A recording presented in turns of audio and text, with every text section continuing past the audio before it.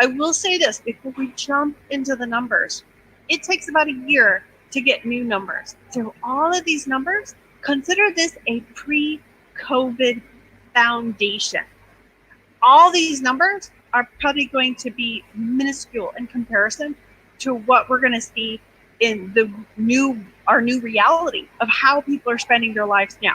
So to get started, when we look at how much time people actually spend online, the average person, now this is across all generations, spends over 5 years on social media alone.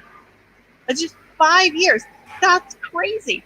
But when we look more specifically at the younger generation, it's even greater because young people can actually spend 9 to 18 hours a day behind a screen. And that is certainly probably increased across all generations. It is clear that, especially with young people, their time behind the screen is limited by the fact that they require sleep. And if they can shower and be online, they've probably figured it out. So when we look at also how our time spent online and how we socialize compared to how we socialize in person, things have changed dramatically. When I was a child, it was very common just to show up at people's house, and it was exciting if someone stopped by. People don't do that anymore, especially with COVID. We actually spend 3 times as much time on social media as we do spend socializing in person. We spend more time texting each other, more time, chatting with each other, sharing posts, tagging each other, engaging in digital spaces with each other than we do in person. And the interesting thing is we have this roadblock in our mind that somehow digital tools and technologies are separate from our faith and are separate from our real life, but it's all one experience. It's all one faith experience. And we'll talk about how we can break down that silo and really use the digital space for this purpose. When we looked at how many people are actually attending church, we have 9+ hours a day to connect with 80% of people who are not actually attending church. Only about 20% of professed Christians regularly attend church. So we have to ask, how do we reach that 80%? Well, as I just said, we have over 9 hours a day to connect with people online. And this is where, we talk about a biblical concept is meeting people where they are, not where we want them to be. People are online. It's easier to connect online. It's easier to talk online than it is to meet in person. And this was true even before COVID. And so we can actually use these tools and technologies to better understand people's needs, understand their behavior, and to create programs and services that actually meet them where they are. So this means kind of putting some of our assumptions aside. Now, there is a great need for our message. I am not exaggerating when I say that people are literally Googling for God. Many people are hurting. They're entertaining suicidal thoughts, or they feel that there's no hope for their situation. Every year, there are millions of Google searches for answers to questions like, is God real? What happens when we die? How do I know I'm saved? Why is there so much suffering in the world? And I would add things like, why is God absent? Why does God feel absent? Where is God in times of crisis? And you know who's not answering? It's us. So people go online, they search for answers to these questions, and we are not present in a real and relevant way. People are turning to the internet for companionship, for understanding, information, anonymity, and more. It's easier for us to pour our hearts out online to a stranger than it is to come to a friend, a neighbor, coworker, or family member because of the fear of judgment. So there's a lot of opportunity here. We should be the voice that answers back. People should be able to find answers to these questions from a Christian and from an Adventist perspective. We have powerful truths that never before have people needed so badly as they need right now. They are stuck at home, and many of them are suffering from, basically desperation. Different illnesses of desperation, whether that's mental illness, whether that's drug addiction, whatever it is, or just loneliness and isolation. We have an opportunity to be the voice that answers back and gives them hope and gives them wholeness. But right now, mostly when people search church online, what do they find? They watch people in a building, and now it's an empty building. So they just, get to see a pastor behind a podium. And the reality is people searching for answers need more than a program to watch. They need more than just watching people in a building. They need a community. They need engagement back and forth. They need someone who can answer their questions, who can pray for them, who can just sometimes just listen to them, whatever their felt need is. We know that at any given point in time, and again, I will stress that this statistic was taken before COVID, that a quarter of people in the United States and Canada and North America are in crisis at any given moment. Crisis can be defined as divorce, loss of job, illness, depression, whatever it is. At least a quarter of people at any given time are in crisis. And right now with COVID, it's probably at least half of people. But who is there when they're searching for those questions? Who is there to help them out spiritually?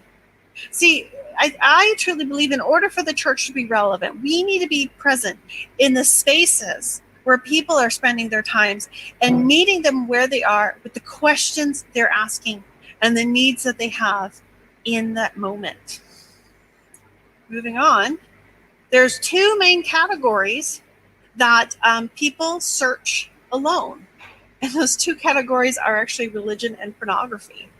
I can tell you that personally, my spiritual journey started very privately. For me, it was very private, and for many, this is very private. And they're both of these topics, so they seem very different, are actually related to relationship and connection.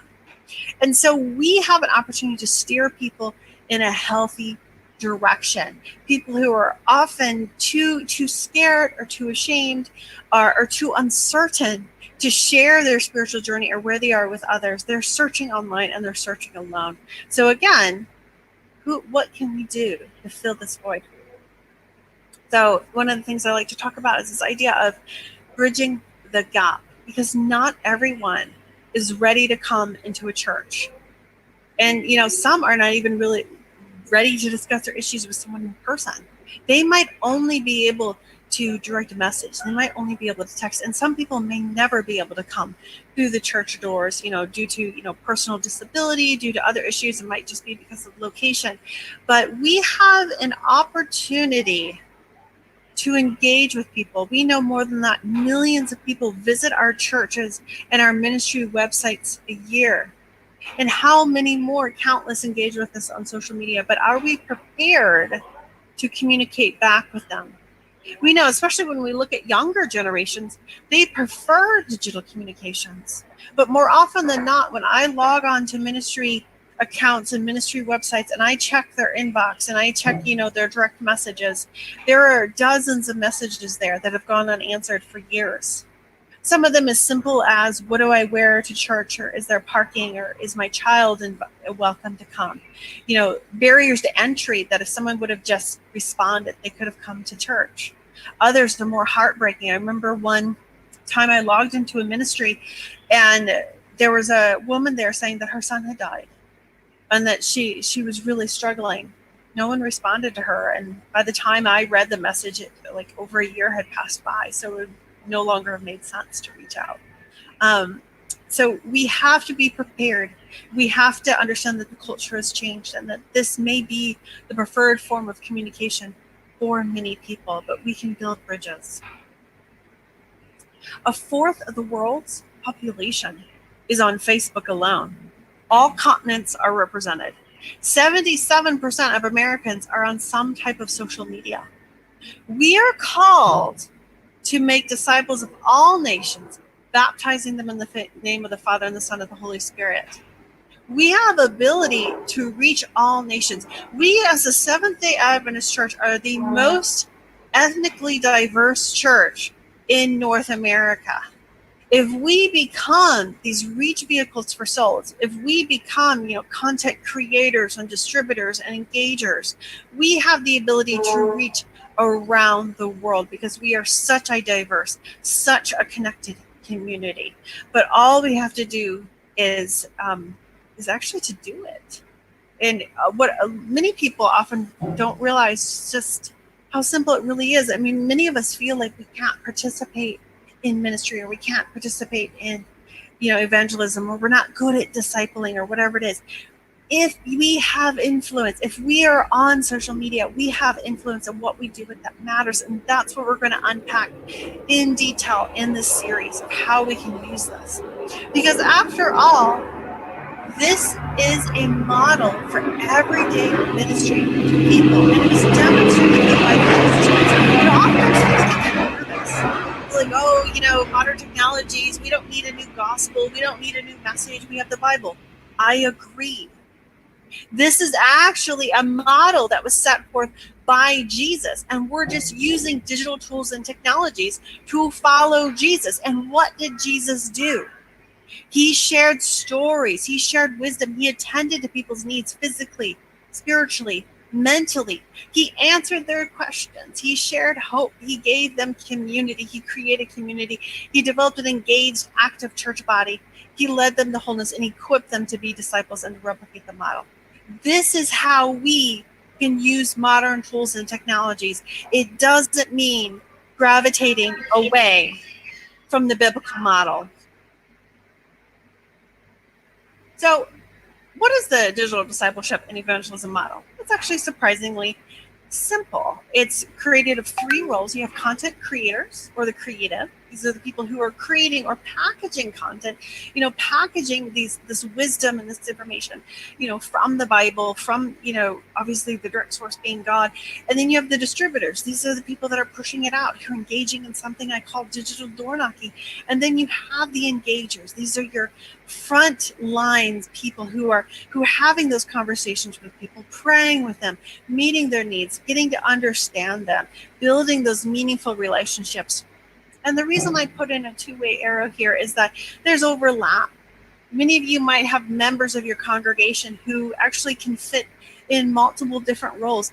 Every member of your congregation who has a cell phone, who has an email address, who is on social media, can be a distributor. They might not all be able to create content, and they might not all be able to feel comfortable engaging. But the very lowest, barrier, the very lowest entry level in digital discipleship and evangelism is they can simply distribute. And we'll unpack that in depth, I think, in the fourth part of our series.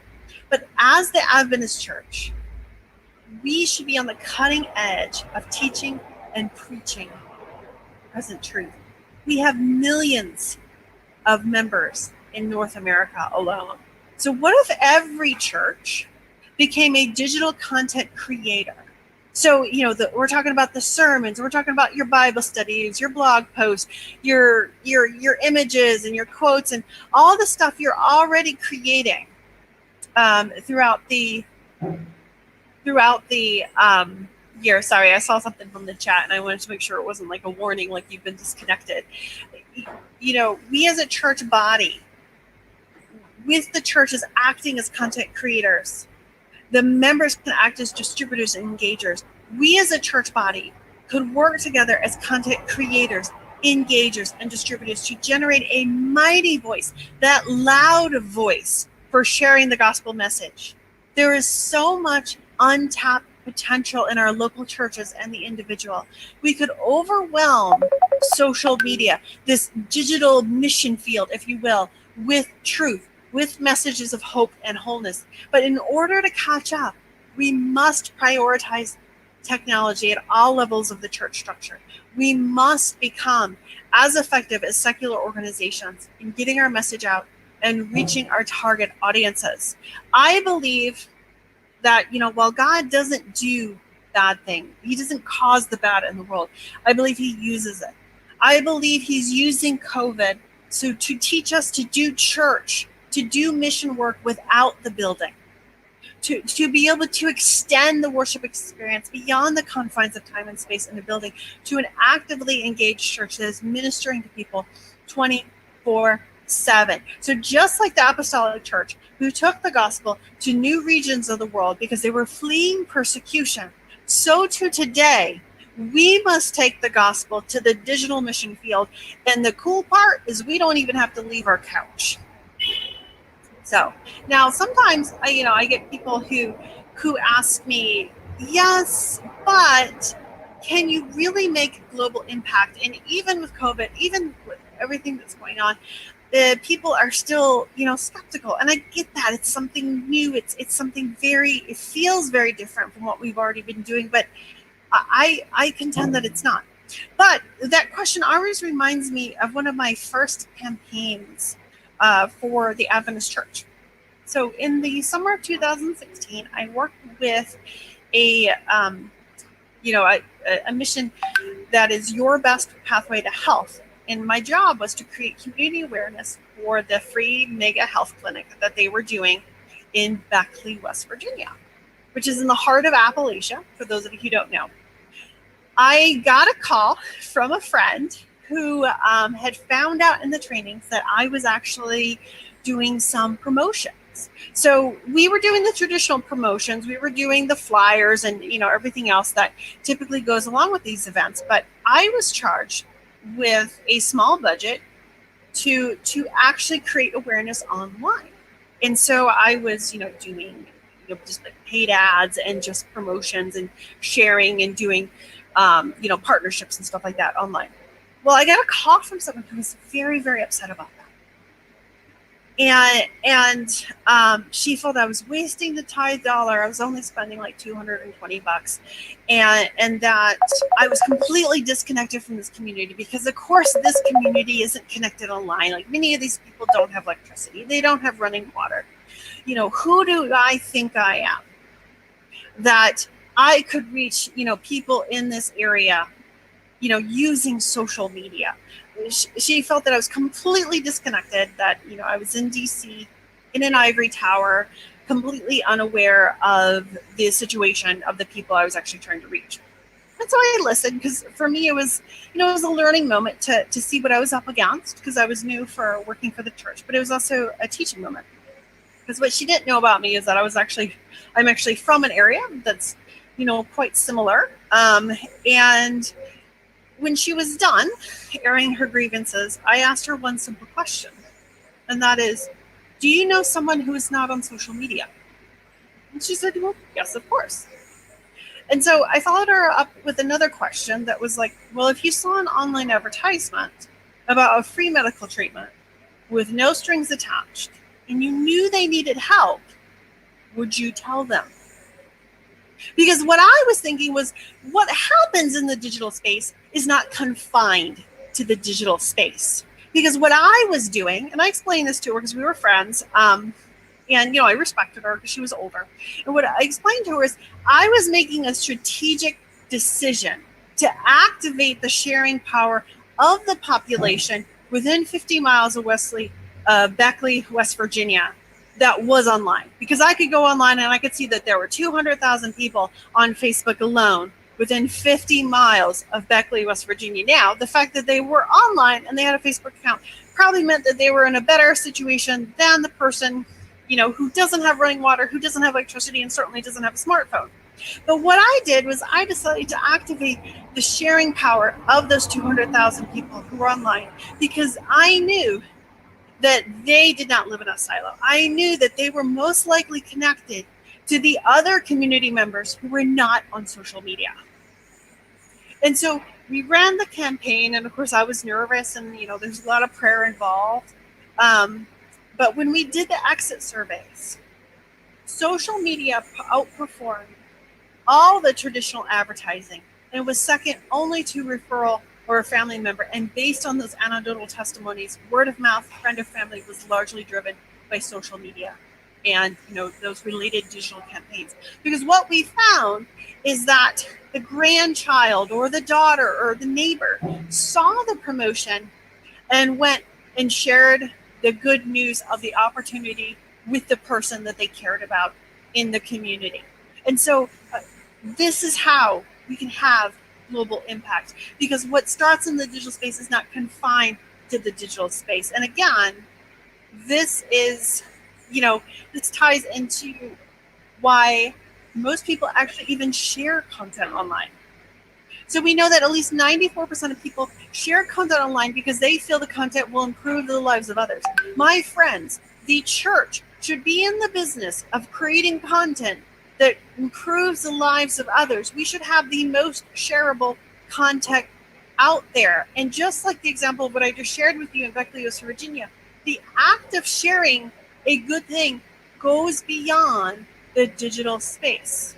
So our challenge, if we want to have global impact, if we want to reach the unreached, is to reach those online and activate their online and offline sharing power of those we connect with, because people don't live in silos. My life online, my relationships and my conversations online, and the things I talk about and share with my friends through digital tools and technologies is not separate from the conversations I have with them in person. And so we want to dig deeper and see how there's actually a biblical model for this. When we look at what Paul did in Acts at the school of Tyrannus, in the city of Ephesus. Now, Ephesus was an important port for trade and commerce, like the internet. It attracted people from all over the Roman Empire. It was actually, we don't tend to think of the ancient world as diverse, but it actually was quite diverse. People would come and hear what he had to say at the school, go home and tell others what they'd learned. In short, they would hit like, they would share on social media, which in their case was actually physically word of mouth, and their friends and families were exposed to Paul's teachings of the gospel. Social media has the potential to do this on a much larger scale. We live in a world of intersecting cultures and communities, and the school of Tyrannus sounds like social media to me. It was where people went to share new ideas, to pass the time, to share their thoughts and participate in discussions. This is no different than what we're dealing with today, except what we do today is on a much grander scale. This is the foundation for the digital discipleship and evangelism model. And so he was able to stay in one place and his teachings spread. So now the city of Ephesus experience is now reflected in every major city in the world and online. So when we reach those who have, migrated to the digitally connected parts of the world, we can reach the rest of the world. So evangelism experts always tell me that the best way to reach a community or people group is to empower a member of that group or that community. We can reach people online who have maintained their ties to their home communities in some way. It might shock you, but where I come from, cell phone reception is still not a thing. And so, but I'm still connected to my parents. They have a satellite phone. But we maintain these ties no matter where we move to. We still have our home family. We still have the people we're connected to and we love. And so we can reach those people who still maintain ties to their communities around the world. They're from that community and they're in the best position to share the gospel within those cultural norms, language, and expectations of those communities. Now, in a later presentation, we're going to talk about understanding your audience, and we're going to dig into, sort of cultural empathy in the digital mission field. But the point here is that when the people we can reach visit their friends and family, they can share the gospel, much like the ancient citizens of the Roman Empire did back in the 1st century. Or they can share on social media and translate into their own language. We know that the 42% of the world on social media most likely knows the other 58% of the world not connected. And so that is sort of the foundation of this model. This is really what we're going for, because this is how we can obtain global impact. Not only is the mission field right here in North America, but if we reach North America, we can reach the world, because we can obtain global impact through digital communications, leveraging the same strategy Paul used, but scaled up by modern technology. And I don't know about you, but that gets me very excited indeed. So now I'm just going to go into a little bit of, how we should think about the seeker's journey.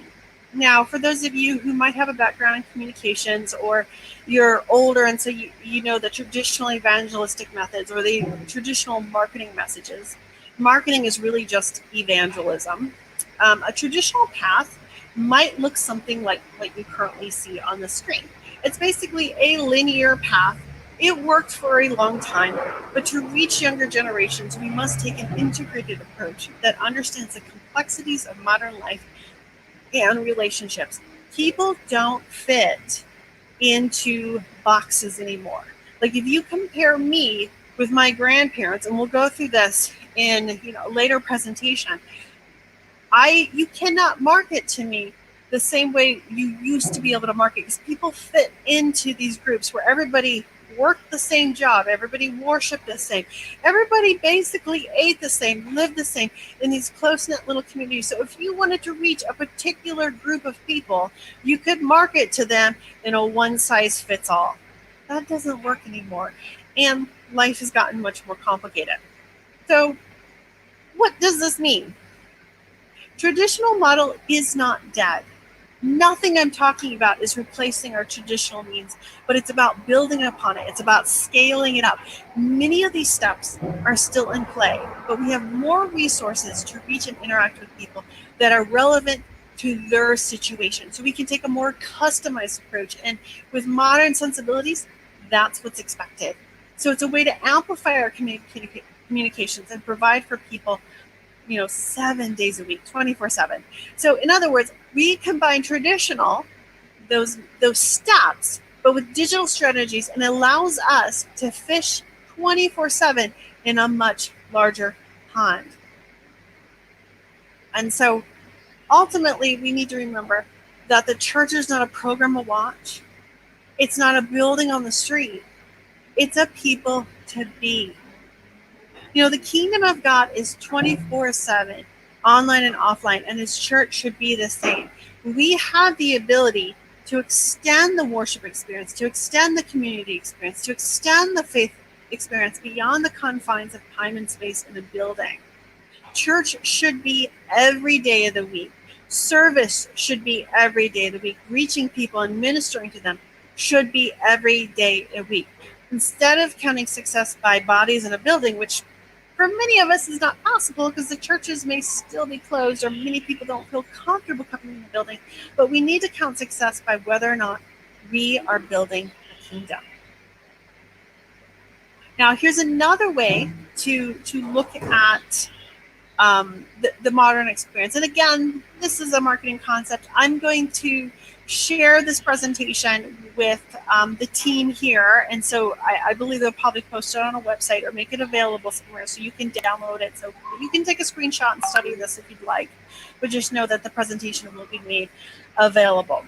So we can understand sort of the modern seeker's journey as a process of a funnel.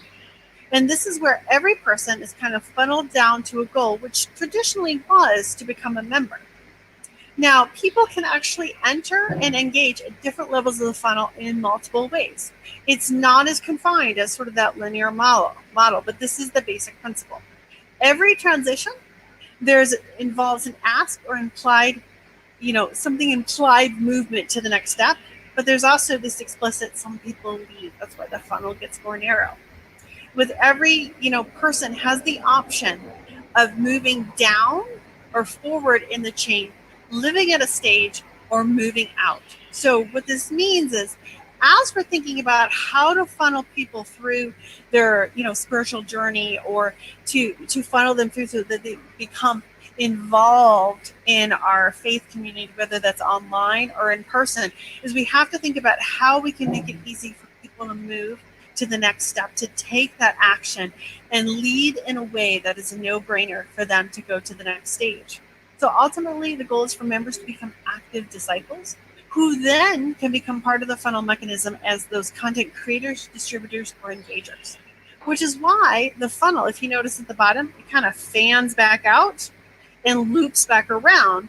And the foundation, of course, is this integrative strategy, where integrative just means combining traditional with digital to amplify our effort. So this is another way that you can think about it. Study this out, study this funnel out, and think about, when you're doing evangelistic series or when you're doing outreach into the community, how are you How are you, creating those different levels of the funnel? Do you have exposure and awareness? Is there a broad awareness of your ministries and your services? How do people discover you? And you can go on down through the loops.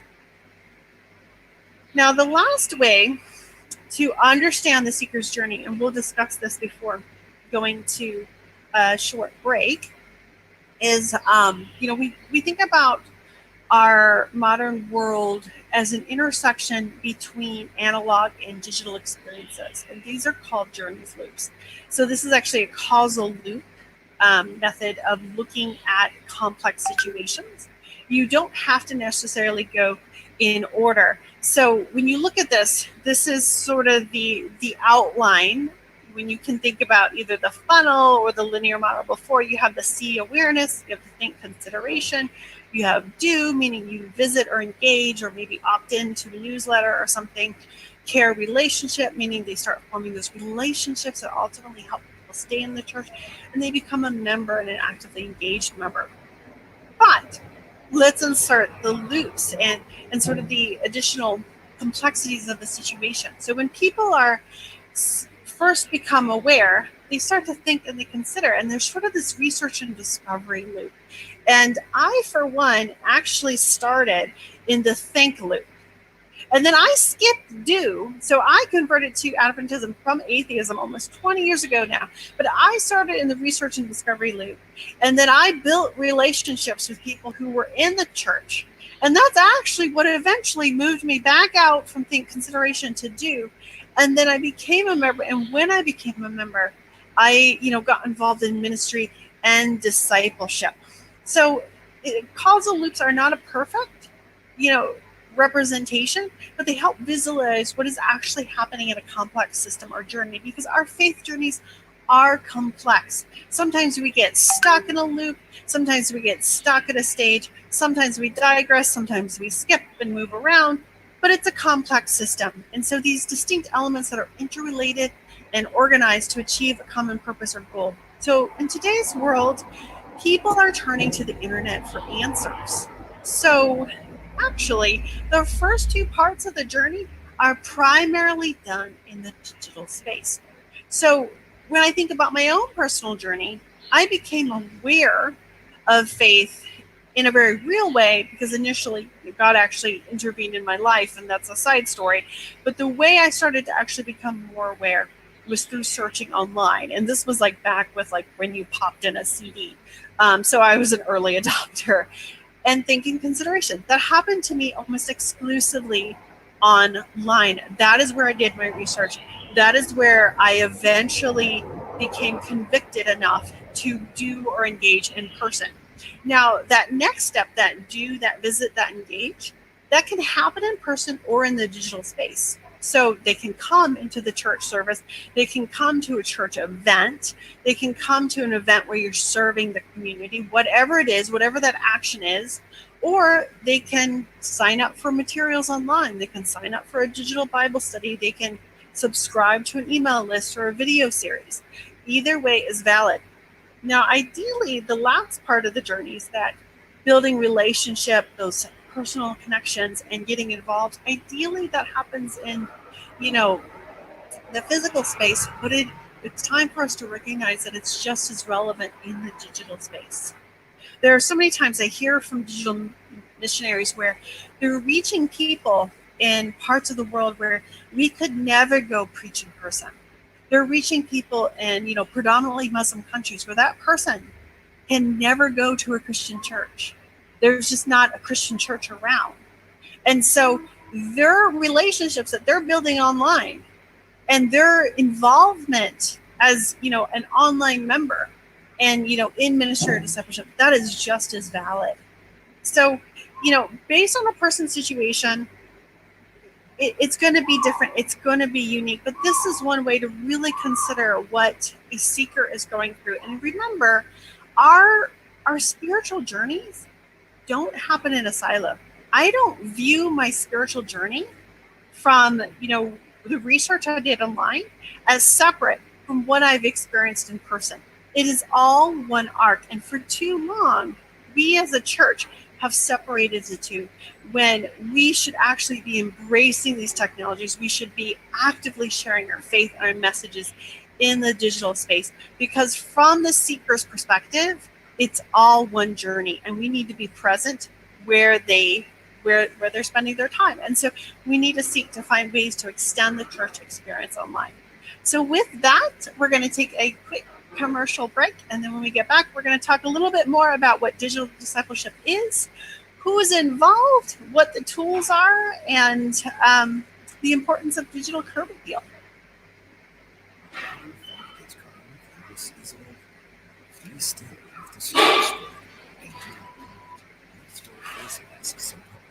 Stay 6 feet or more from others. Follow state and local guidelines. Wash our hands frequently.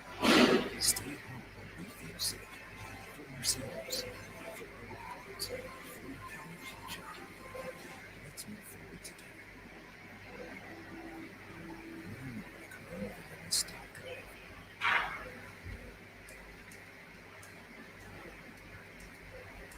The Amazon Echo Dot is a hands-free voice control device that uses far-field voice recognition for voice-activated digital assistants. The North American Division Adult Ministries Department, with the aid of very talented Alexa programmers, has developed an Alexa skill for the Adult Bible Study Guide.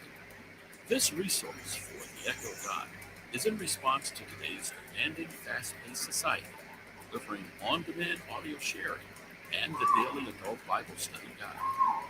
As the program develops, there will be more commands and features programmed into the Adult Bible Study Guide Alexa skill. The North American Division of Adult Ministries Department is proud to present this innovative tool for Bible study. This skill is now available in the Alexa Skill Catalog on Amazon.com.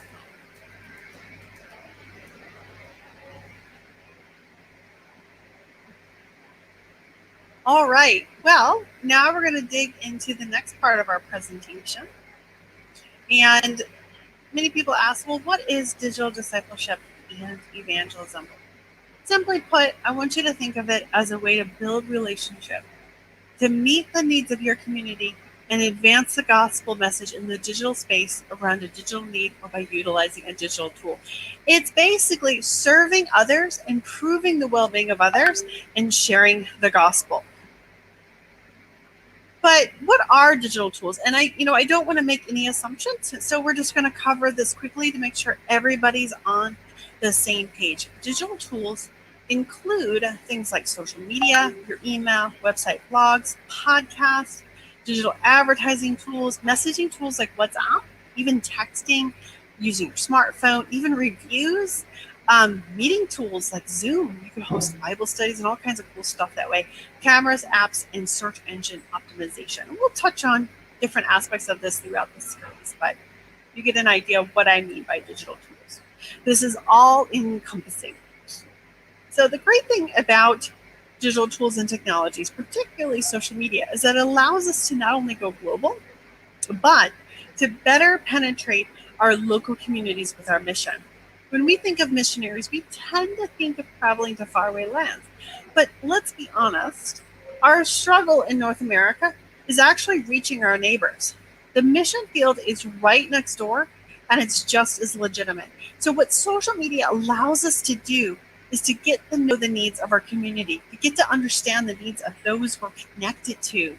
We can let people know they're heard, they understand. We can connect with our neighbors. We can better build relationships. So instead of just seeing people once a week or whenever there's a community service, we can continue building those relationships every day of the week. And we can let them know that we're here to help, so that we're not just the building of the street. We're not just, in this case, maybe with modern times, it might be the empty building of the street. But we are a center for positive influence within our communities. Because the old adage, it might seem trite, but it's true, people don't care how much you know until they know how much you care. So the potential of digital evangelism and discipleship must be realized at the local church level. A top-down approach cannot meet the needs of your neighbors, but you can. The apostolic church began as a grassroots movement, and we still need to maintain that mentality to connect with meaningful ways with local communities. Too often, we as individual members kind of abdicate our personal responsibilities to, whether it's the pastor or the personal ministries team or the conference or the union or the division, when we're actually all called to participate in this work.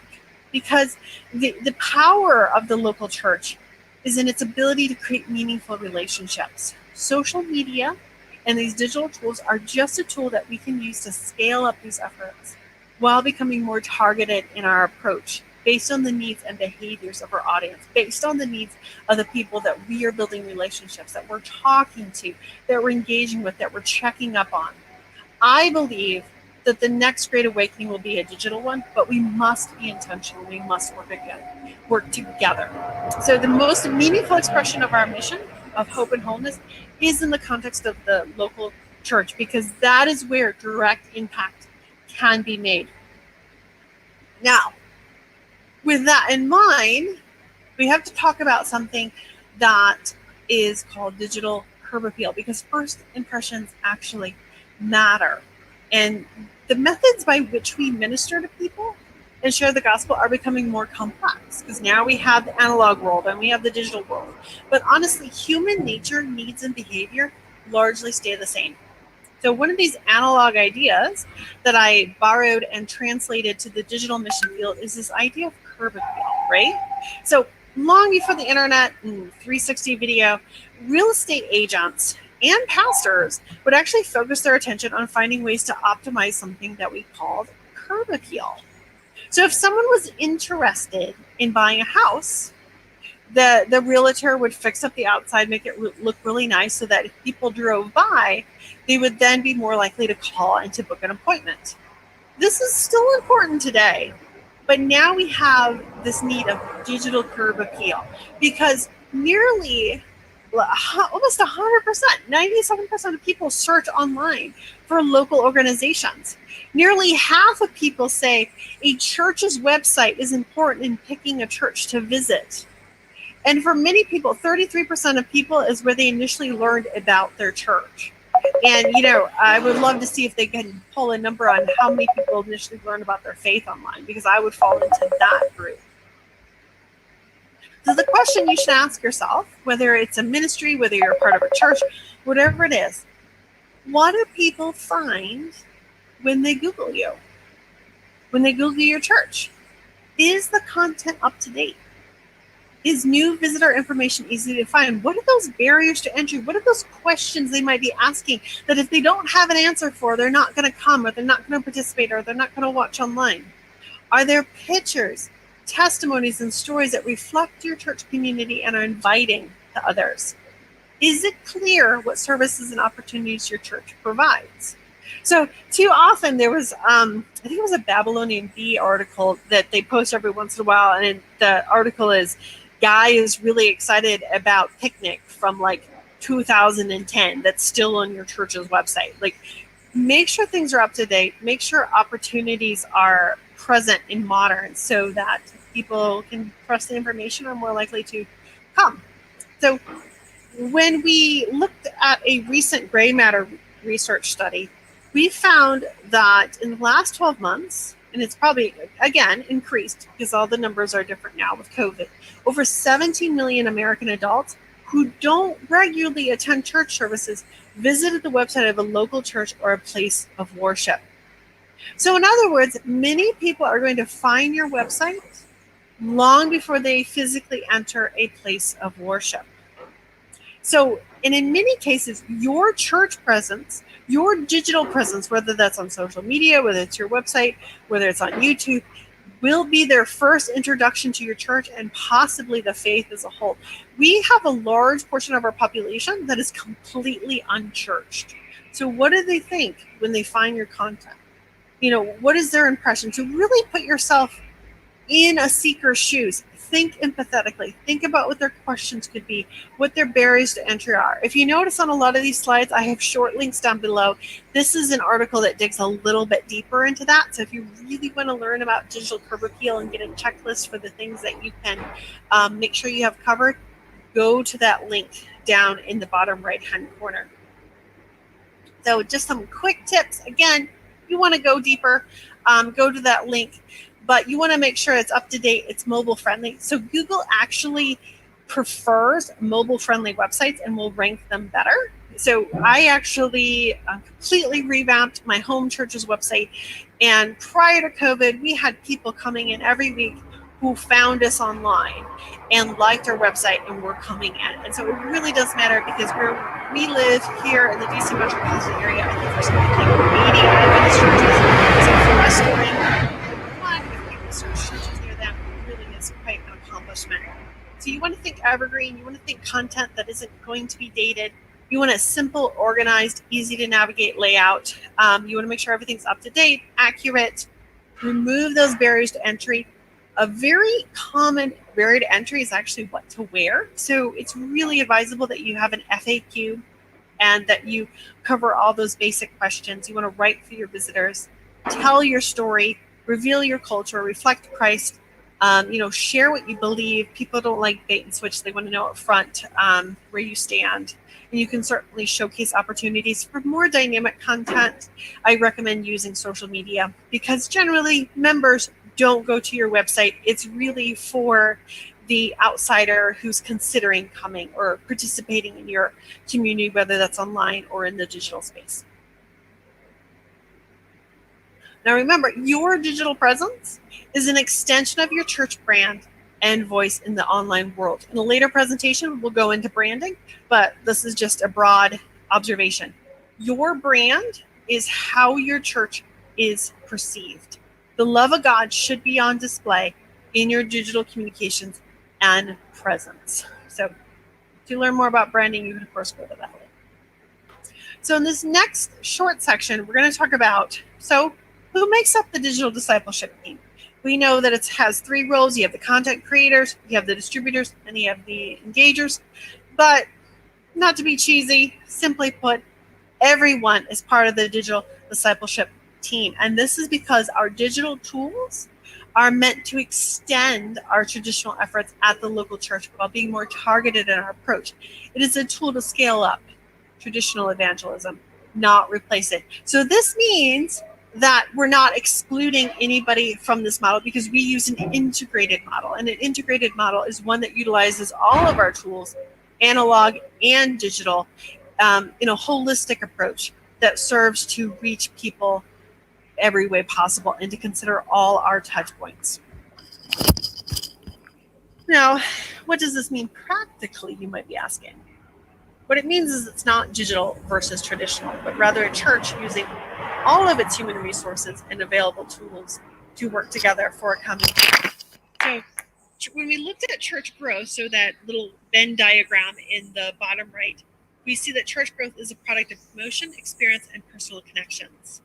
So it's one thing to get people into your church.